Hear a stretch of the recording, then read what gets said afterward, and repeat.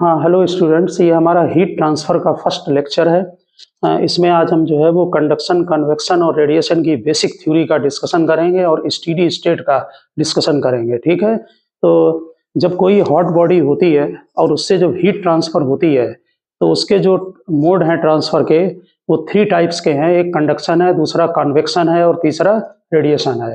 देखिए, जो कंडक्शन होता है वो रफ़ली आप ध्यान रखें लिखने से पहले कि जैसे कोई भी आपका बार है, अगर उसको एक साइड से आप हीटेड करते हैं, तो वो क्या करेगा कि यहाँ से हीट लेकर बॉडी को कुछ तो हीट वो एब्ज़ॉर्ब कर लेता है।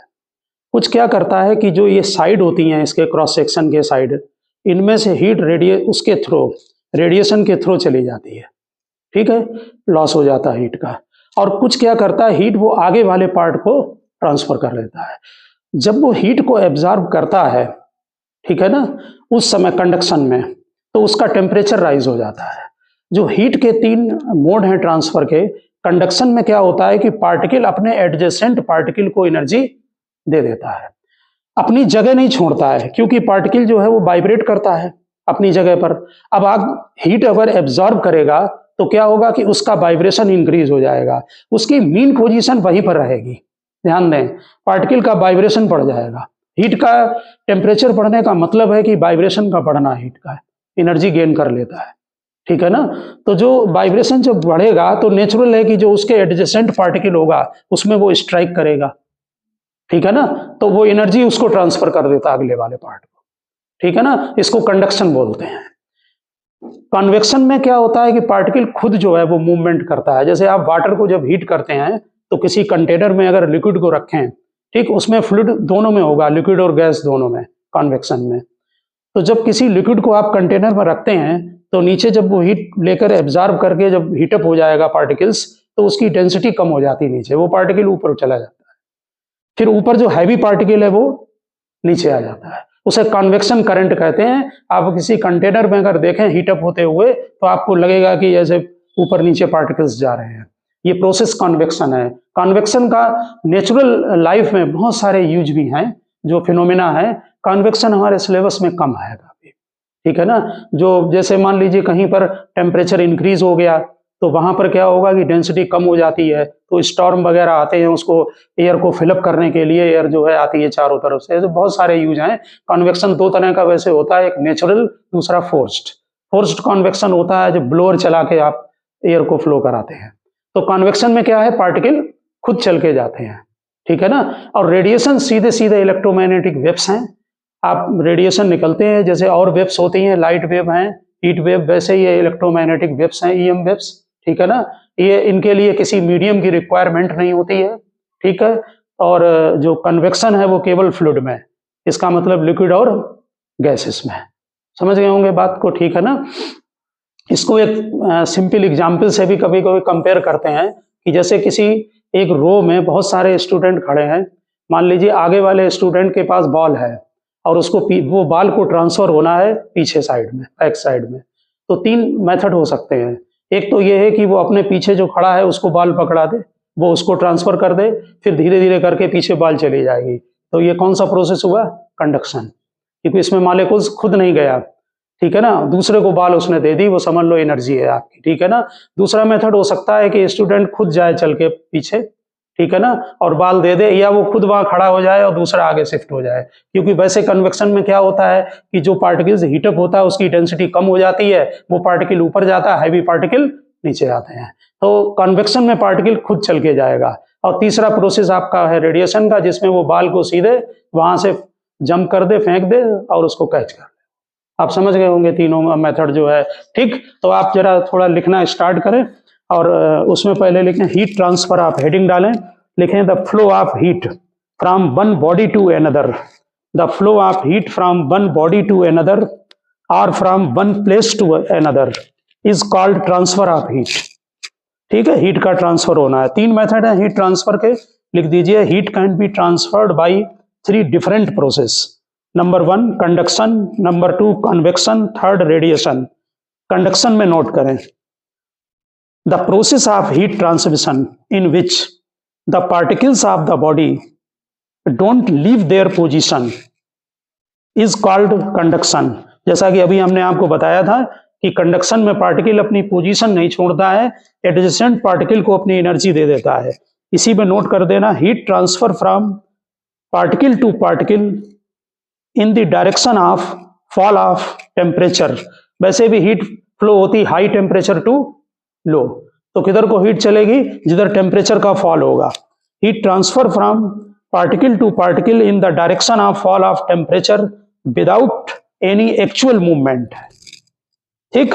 सेकंड कॉन्वेक्शन, कॉन्वेक्शन में नोट कर दें, the process of heat transmission in which the particle of the fluid move is called convection.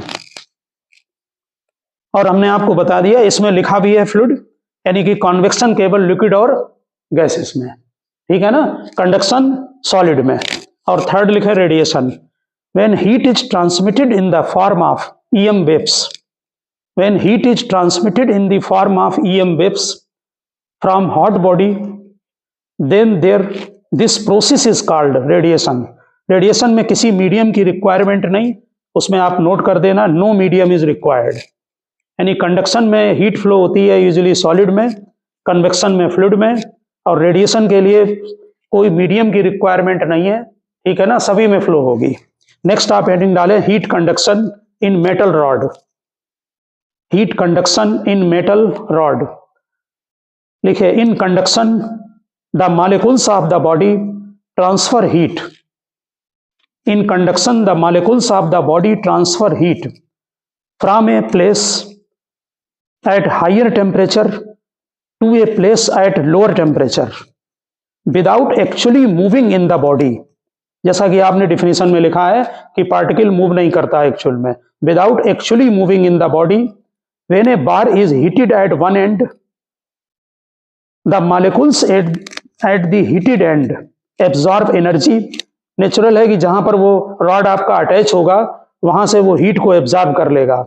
They vibrate about their equilibrium position more violently and interact with the molecules in the next section of the rod। यानी heat को absorb करके अपनी mean position के about जो उनका vibration है वो increase हो जाएगा, ठीक है, और जो एडजेसेंट पार्टिकल होगा उसको को स्ट्राइक करेंगे, वो अपनी एनर्जी उसको ट्रांसफर कर देते हैं। And interact with the molecules in the next section of the rod, they transfer a part of their energy to the neighboring molecules। Hence, heat energy is passed along the rod from molecule to molecule without changing their equilibrium position along the bar। उनकी equilibrium जो position होती है वो change नहीं होती है, ठीक है ना। अब आप इसमें नीचे हेडिंग डाल देना, स्टीडी स्टेट। और स्टीडी स्टेट इसका कॉन्सेप्चुअल पॉइंट है, उसको आप समझने की कोशिश करें। स्टीडी स्टेट लिखे, if a bar of uniform cross section, if a bar of uniform cross section, हम आपको पहले जरा स्टीडी स्टेट समझा दे रहे हैं। जैसे आपने ये रॉड है, इसको इस साइड को यहां फर्नेस में लगा दिया, क्या होगा कि ये हीट एब्जॉर्ब करेगा। हमने बताया इसमें 3 काम होते हैं, कुछ तो हीट ये खुद एब्जॉर्ब कर लेता है जिससे इसका टेम्परेचर बढ़ जाता है, कुछ ये रेडिएशन के थ्रू, ये जो जैसे ये क्रॉस सेक्शन, ये रॉड है तो ये होगा क्रॉस सेक्शन, ठीक, तो इसके जो क्रॉस सेक्शन के साइड हैं उनसे रेडिएशन के थ्रू हीट बाहर चले जाती है, ओके। और कुछ ये आगे वाले पार्ट को ट्रांसफर कर देता है। 3 प्रोसेस होते हैं इसमें, ठीक है ना। तो कुछ समय के बाद क्या होता है कि जो हीट का एब्जॉर्प्शन होता है वो बंद हो जाता है, यानी हीट एब्जॉर्ब नहीं करता है, ठीक है। क्या करेगा, या तो सारी हीट को रेडिएशन के थ्रू निकाल देगा या आगे वाले पार्ट को ट्रांसफर कर देगा, ठीक। हम इस स्टेट को स्टीडी स्टेट कहते हैं। वास्तव में उसमें क्या होगा, ध्यान देना, हर पार्ट का टेम्परेचर कांस्टेंट होगा, लेकिन अलग अलग पार्ट का टेम्परेचर अलग होगा। जो फर्नेस के पास ही अगर रखा हुआ है रॉड, तो इधर के जो क्रॉस सेक्शन होंगे उनका टेम्परेचर ज्यादा होगा, धीरे धीरे टेम्परेचर डाउन होगा, लेकिन कांस्टेंट रहेगा, ठीक है ना। तो स्टीडी स्टेट इसका कॉन्सेप्चुअल है, ठीक से समझना बात को। लिखें जरा, in a bar of uniform cross section, if a bar of uniform cross section is heated at one end, each cross section of the bar If a bar of uniform cross section is heated at one end, each cross section of the bar receives heat by conduction,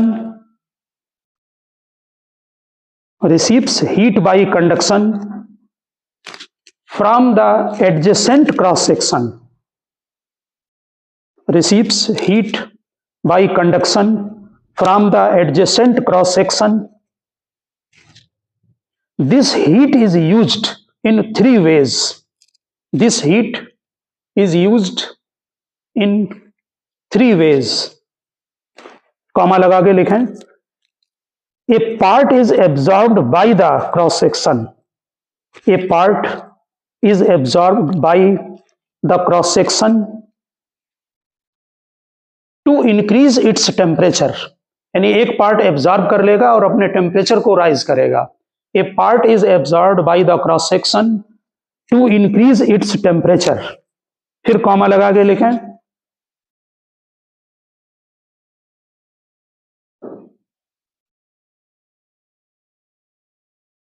लिखा.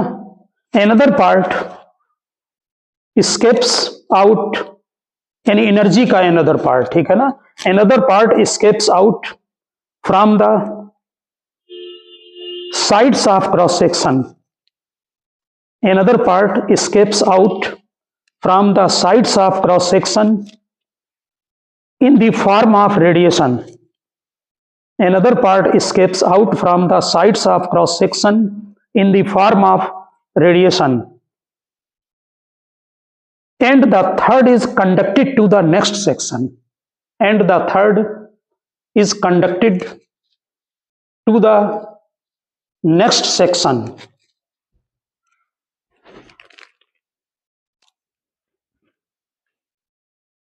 Temperature of each cross section increased.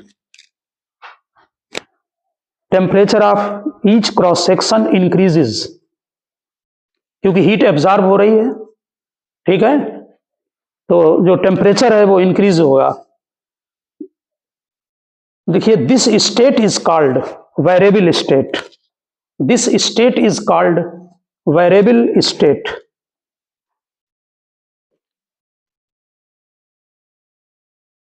देखिए, after some time, आप समझ गए होंगे variable state का. जब तक temperature rise हो रहा है वो वेरिएबल स्टेट है. After some time a state is reached when, after some time, a state is reached when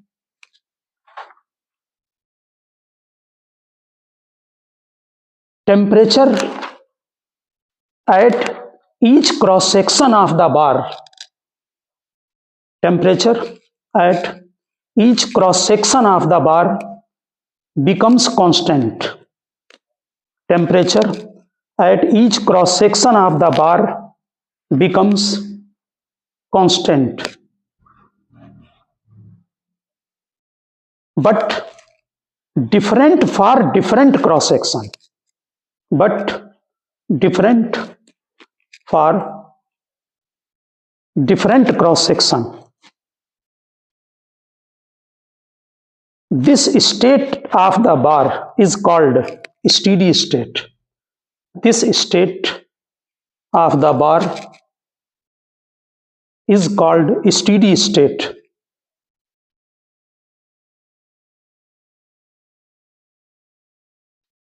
In steady state,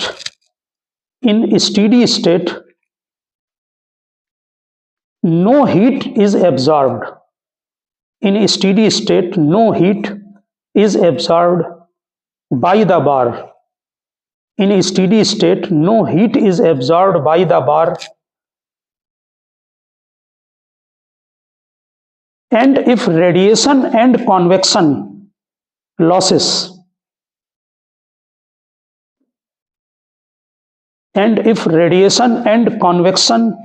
losses are minimized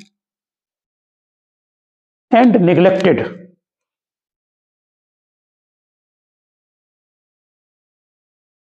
then heat entering the rod at one end becomes equal to that leaving the rod at the another end, leaving the rod at the another end। देखिए, हम लोग जब steady state की study करेंगे तो उसमें दो cases का हमें बिल्कुल माइंड में सेट करके रखना है कि ये दोनों अलग स्टेट हैं। क्या कि जैसे मान लीजिए आपने इस कॉर्नर से हीट को एब्जॉर्ब किया, ये जो रेड है यहाँ से समझ ले इसने हीट एब्जॉर्ब किया, तो हमने क्या बताया कि तीन प्रोसेस हैं। एक तो वो अगले वाले पार्ट को ट्रांसफर करता है, एक वो एब्जॉर्ब करता है, और एक कॉर्नर से लॉस हो जाएगा। वो रेडिएशन हो या पार्टिकल हो, कोई चाहे लिख दिया है कन्वेक्शन, जनरली रेडिएशन लॉस है यहाँ पर। ओके, जब हीट का एब्जॉर्प्शन बंद हो जाएगा उस समय टेम्परेचर राइज नहीं होगा। हर क्रॉस सेक्शन का टेम्परेचर अलग अलग, लेकिन जिस क्रॉस सेक्शन पर टेम्परेचर होगा वो कांस्टेंट रहेगा। ठीक, सेम तो हो ही नहीं सकता अदर क्रॉस सेक्शन का। जब इधर से हीट ली जाएगी तो नेचुरल है कि इधर के क्रॉस सेक्शन का टेम्परेचर ज्यादा होगा और इधर का धीरे धीरे धीरे धीरे कम होगा। ठीक, स्टीडी स्टेट कब है? जबकि टेम्परेचर कांस्टेंट हो गया है। इसमें हम दो केस को अलग करेंगे। एक पोजीशन इसमें यह हो सकती है कि ये जो मेटल का रॉड है इसमें इंसुलेटिंग का कवर चढ़ा दो ऊपर से, और किसी भी प्रोसेस से इसमें जो साइड के हैं उनसे हीट का लॉस ना हो, यानी कि रेडिएशन हो या कन्वेक्शन की पॉसिबिलिटी हालांकि सॉलिड में नहीं है, लेकिन कोई भी रेडिएशन लॉस साइड से ना हो। समझ रहे ना? तो क्या करेगा वो, जब हीट एब्जॉर्ब नहीं करेगा तो सारी हीट अगले वाले को ट्रांसफर कर देगा। है क्या, तीन ही पार्ट हैं। ठीक है ना? उससे क्या होगा, जितनी हीट ये यहां पर एब्जॉर्ब करेगा उतनी हीट यहां पर आगे दे देगा। ठीक है ना? यानी सीधे क्रॉस हो जाएगी। तो दोनों ही स्टीडी स्टेट है। ठीक है ना? स्टीडी स्टेट का मतलब है टेम्परेचर का क्रॉस सेक्शन का एक पर्टिकुलर में कांस्टेंट होना। ठीक, अब आप इसकी नेक्स्ट पर हमने यहाँ अभी आप बनाएंगे इसको डायग्राम को। ये जो क्यू हीट है ये इसने ली है यहाँ पर, और ये क्रॉस सेक्शन है, इसमें Q1 हीट इसने एब्जॉर्ब कर ली है, Q2 हीट रेडिएशन के थ्रू चली गई है, और Q3 हीट आगे वाले क्रॉस सेक्शन को दे दी गई है। समझ गए ना? ये वेरिएबल स्टेट का है, टेम्परेचर वो हो रहा है चेंज। आप नीचे पहले लिखिए the state of rod, next para में लिखना the state of rod in which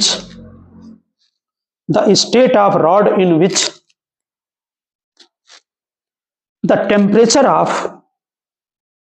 each cross section, the state of rod in which temperature of each cross section of the rod is increasing with time, is called variable state,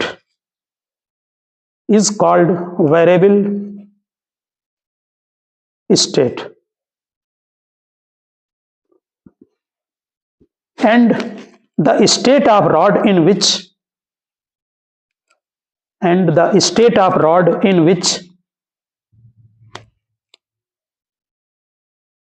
the temperature of each section of the rod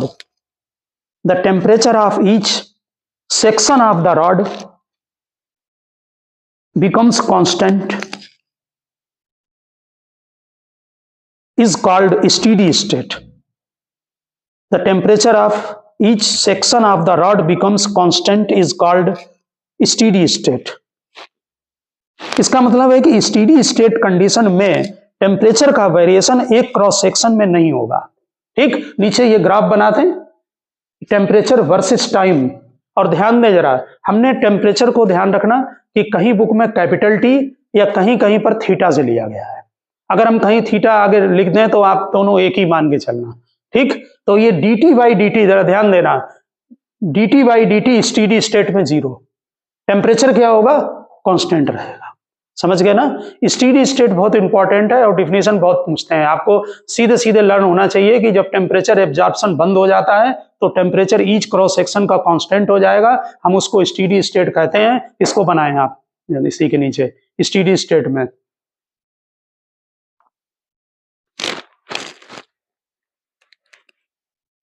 और ये जो dt by dt zero लिखा है ना, इसके bracket में लिख देना for every cross section of rod, for every cross section of rod dt by dt is equal to 0.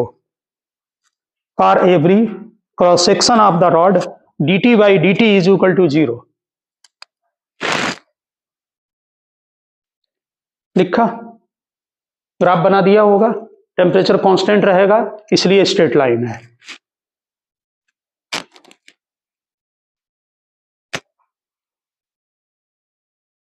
Next line में लिखा है in variable state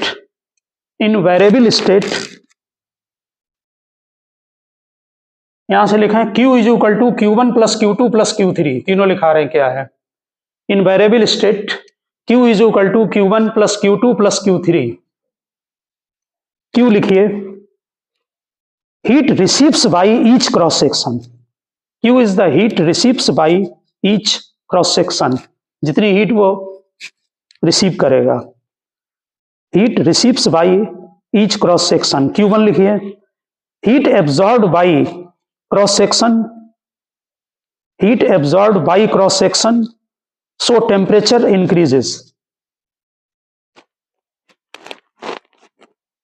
heat absorbed by cross section so temperature increases.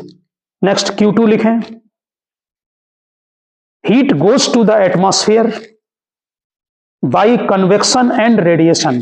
Convection इसलिए ले लेते हैं, हो सकता है कि आपने जो रॉड है वो किसी लिक्विड के अंदर हो, ठीक है ना, तो जो कार्नर से हीट निकलेगी वो लिक्विड एब्जॉर्ब करेगा और वहां से चली जाएगी, इसलिए दोनों ही प्रोसेस पॉसिबल है वहां पर, ठीक है ना। तो Q2 को क्या लिखा heat goes to the atmosphere by convection and radiation. Q3 heat conducted away to the next section, Q3 heat conducted away to the next section,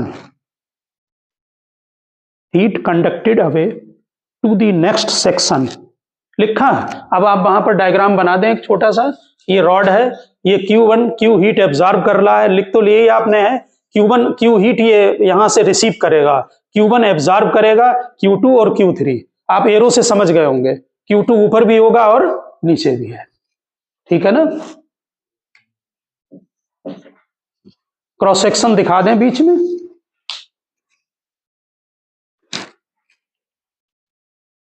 यहां पर भी आप Q2 जो हीट है ये हीट इधर जा रही है और ये हीट यहां पर इधर आ रही है और ये हीट Q ले रहे हैं। यहां पर ये लाइनों का पर्पज यहां पर है, यहां पर हीट कम हो जाएगी, तो जब यहां पर लाइन खींचे तो थोड़ा ज्यादा बना लेना, यहां पर जरा कम बना देना, ठीक है ना। यहां पर भी थोड़ा सा 2 लाइन बना दे रहे हैं, ऊपर है ऐसे, ठीक है ना। ये हीट आपकी रेडिएशन के थ्रू चली गई और एक नेक्स्ट सेक्शन को चली गई और ये Q1 एब्जॉर्ब हो गई।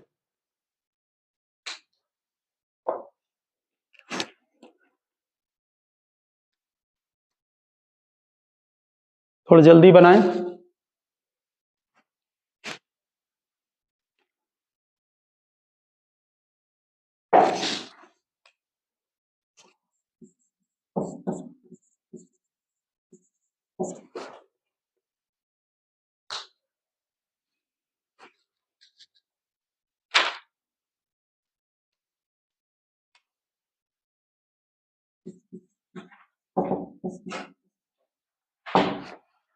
हाँ, तो आप ये वेरिएबल का केस समझ गए होंगे, ठीक है ना। अब जरा स्टेडी स्टेट का देख लें, ये कंप्लीट कर लेना। देखिए जब स्टेडी स्टेट कंडीशन होगी तो इसका ध्यान रखना, ये हमारा हॉट एंड है एट कांस्टेंट टेम्परेचर, ठीक।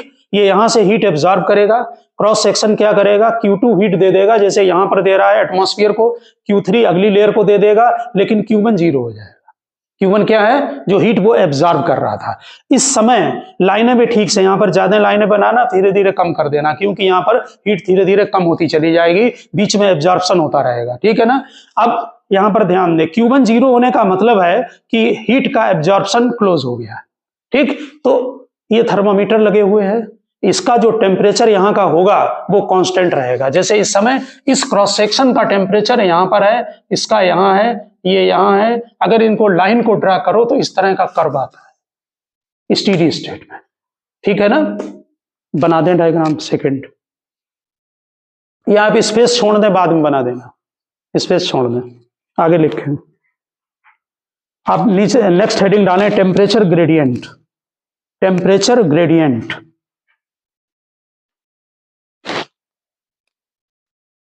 लिखा, हेडिंग डालें टेम्परेचर ग्रेडियंट। लिखे it is defined as temperature gradient, it is defined as the rate of change of temperature, it is defined as the rate of change of temperature with distance, it is defined as the rate of change of temperature with distance in the direction of heat flow, in the direction of heat flow।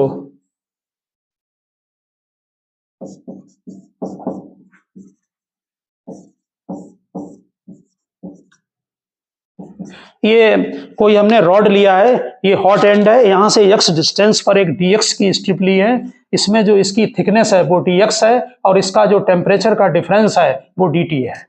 Diagram बना दें।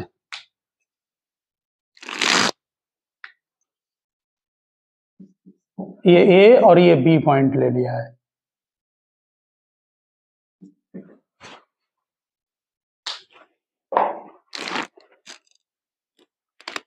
Temperature gradient definition तो आपने ऊपर note कर ली है, आगे formula बनाएंगे इसका। ये rate of change of temperature with distance है in the direction of heat flow. देखिए the distance of section A and B, the distance of section A and B of the metal bar, the distance of section A and B of the metal bar from its hot end, from its hot end are x and x plus dx। Check कर लें diagram में, hot end are ARE, x and x plus dx। suppose temperature at A, suppose temperature at A is T, capital T, and at section B is T minus dt, and at section B is T minus dt। The rate of change of temperature, the rate of change of temperature of the metal bar with distance,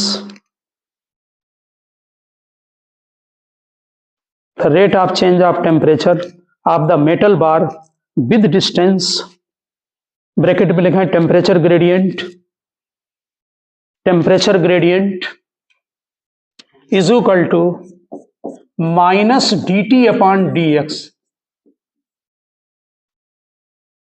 minus dt upon dx। negative sign shows that, negative sign shows that as x increases t decreases, negative sign shows that as x increases t decreases। इसी फार्मूले को ध्यान रखना, ये हमारा formula जो dt upon dx है ये डिफरेंशियल फॉर्म है। अगर आप एवरेज में लेंगे तो यही फार्मूला आपका बन जाएगा T1 minus T2 divided by length L, या डेल्टा x लिख सकते हैं। निगेटिव का यहाँ पर्पज इंटीग्रेशन करते समय ही यूज होता है, फार्मूला में आप लिख सकते हैं, एवरेज में कोई जरूरी नहीं है। तो R करके लिख देंगे। T1 टेम्परेचर कहाँ का होगा, एक तरफ रॉड का, दूसरी तरफ T2 होगा और लेंथ रॉड की L। यहां पर बना लो दूसरा डायग्राम, रुको, यहां लिखो T1, यहां लिखिए T2, यहां L, ये लेंथ रॉड की। तो इसमें टेम्परेचर ग्रेडियंट ये लगाएंगे आप T1 minus T2 by L।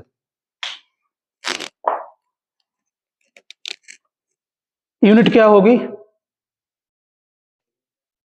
हाँ केल्विन पर मीटर या डिग्री सेंटीग्रेड पर मीटर, दोनों लिख दें, केल्विन पर मीटर और डिग्री सेंटीग्रेड पर metre.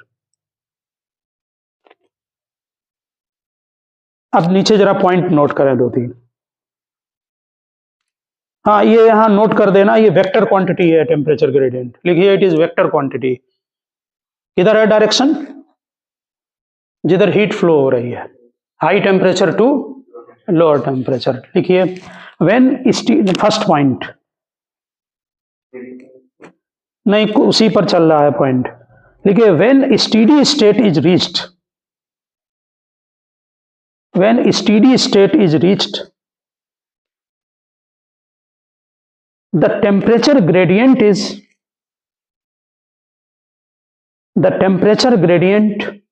is independent of the time. When steady state is reached, temperature gradient is independent of the time. Second point, in steady state, temperature gradient varies. In steady state, temperature gradient varies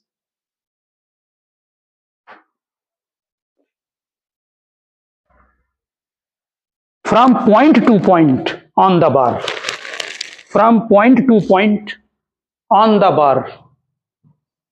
distance के साथ very करेगा, time के साथ very नहीं करेगा। लिखा? आप ये बात समझ रहे हैं ना? टाइम के साथ वेरिएबल नहीं है, डिस्टेंस के साथ वेरिएबल है। ठीक, नेक्स्ट पॉइंट करें। If the bar of sorry लिखा है if the loss of heat, देखिए if the loss of heat from the surface, if the loss of heat from the surface of the bar is prevented by covering the rod by some non-conducting material, by covering the rod by some non-conducting material। ये बहुत important चीज ध्यान रखना, हम rod को ऊपर से cover कर दें नॉन कंडक्टिंग मटेरियल से, रेडिएशन लॉस क्लोज हो जाएगा, Q2 जीरो हो जाएगा। देखिए इफ दी क्या लिखा, by covering the rod by some non conducting material then the temperature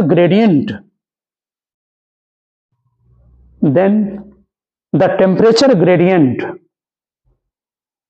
has the same value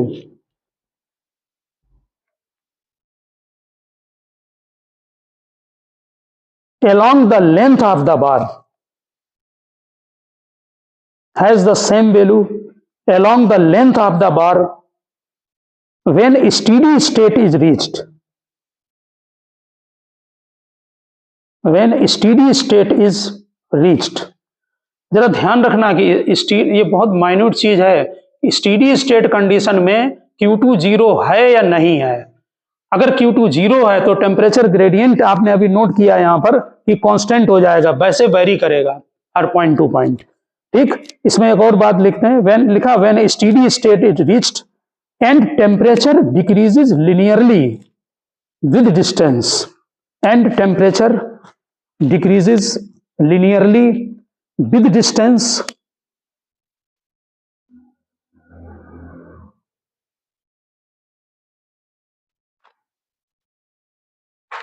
जरा ध्यान देना। इस समय आपका जो ये ग्राफ है डिस्टेंस के साथ टेम्परेचर का, डिस्टेंस के साथ ये स्ट्रेट लाइन आ जाएगा। यहां पर यही ग्राफ ध्यान देना, ये कर्व है, समझ रहे हैं ना? तो ये बिल्कुल, अगर ये कब होगा, जब आपका Q2 जीरो हो जाएगा। समझ गया ना? हीट अगले वाले सीधे क्रॉस सेक्शन को देगा। तो बना ले वहां पर temperature versus distance, hot and और कोल्ड लिख देना यहां पर। ये हॉट एंड है और ये कोल्ड एंड।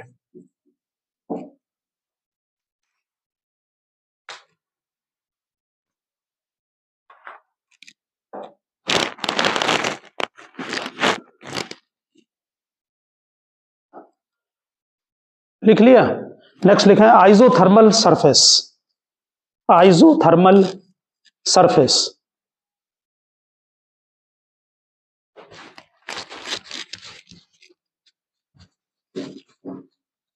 Isothermal surface. जब सरफेस का किसी टेम्परेचर कांस्टेंट होगा तो वो आइसोथर्मल बोलते हैं। देखिए, the surface at every point, the surface at every point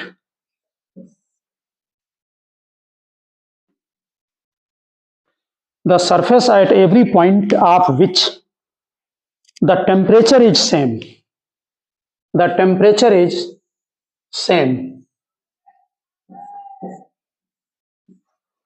लिखा, is called an isothermal surface, is called an isothermal surface।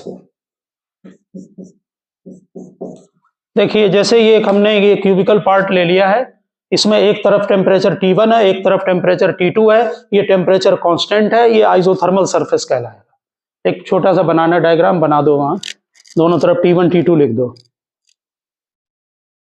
यानी कि टेम्परेचर कांस्टेंट रहेगा सरफेस का। ये वाला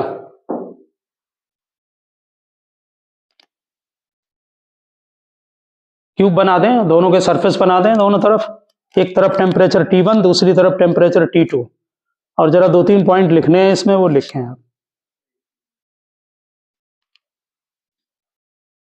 लिखिए first point, in steady state, in steady state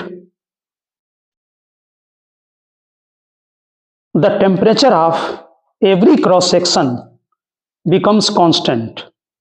In steady state, the temperature of every cross section becomes constant.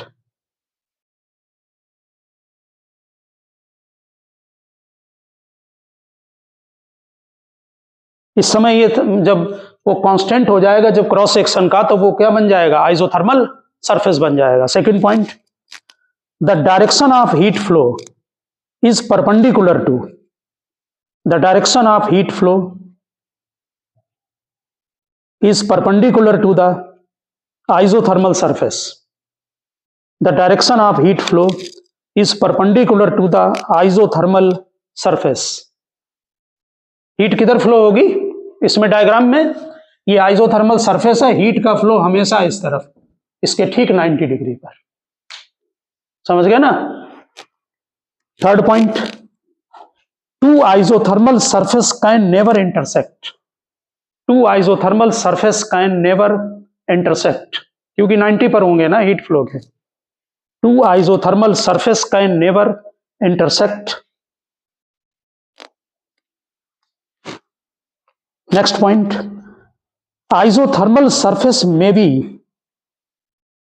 Isothermal surface may be plane, comma spherical और cylindrical. Isothermal surface may be plane, spherical और cylindrical। ये surface कैसा है? ये plane है। देखिए, अगर हम किसी रॉड, जो हीटर है वो रॉड टाइप का है, तो उसमें जो लेयर ऐसे बनेंगी वो आइसोथर्मल होंगी। तो कैसा बनेगा सरफेस? सिलिंड्रिकल। पॉइंट सोर्स है तो स्फेरिकल। समझ गए ना बात ये? तो ओके स्टूडेंट, हमने आज आपको जो है वो इस मेन जो है वो कंडक्शन, कन्वेक्शन, रेडिएशन की स्टडी करा दी है। हम आगे इसका मैथमेटिकल पार्ट लेंगे, और स्टेडी स्टेट को आप ठीक से समझना, क्योंकि वो कॉन्सेप्चुअल पार्ट है। आगे की जो थ्योरी यहाँ पर डेवलप की गई है वो केवल स्टेडी स्टेट के लिए की गई है, इसलिए स्टेडी स्टेट को और टेम्परेचर ग्रेडियंट, 2 पॉइंट इसके कॉन्सेप्चुअल हैं, उनको ठीक से ध्यान रखना। ओके, मिलते हैं नेक्स्ट लेक्चर।